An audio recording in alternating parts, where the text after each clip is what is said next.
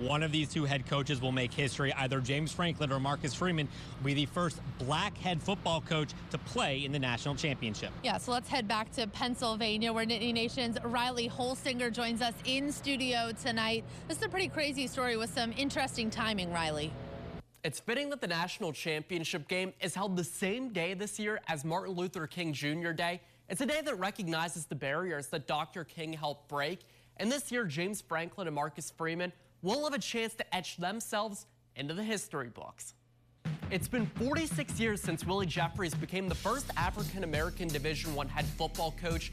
Now either Freeman or Franklin will be the first one to coach in a national championship game. For me to sit here and say that it's not important and it's not significant would not be accurate. Back in 2007, Indianapolis Colts head coach Tony Dungy made history by becoming the first black coach to win a Super Bowl. I remember thinking that as a coach, how significant that was, in the profession, and how significant that was for young coaches coming up in the profession to see those guys in that role. That moment opened up the world of possibilities for future Penn State head coach James Franklin.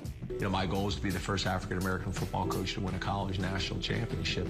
And just like with Dungy, Franklin and Freeman know the impact they can have on others trying to follow their footsteps. It's a reminder that you are a representation for many others, and in many of our players that look the same way I do. There was a lot of conversations about, will this impact the profession? Will this impact opportunities, for guys, earned opportunities for guys. At the time Dungy won the Super Bowl, there was just 6 African-American head coaches in college football. Nearly 18 years later, that number grew to 16. I know some people will say, well, that's not a huge increase, but it is an increase. And they hope this moment will grow that number even more. I hope so. I think at the end of the day, you just want an opportunity, and you want to be able to earn it through your work and through your actions. Fun fact for the both of you, the stadium that Dungy made history in was Hard Rock Stadium in Miami.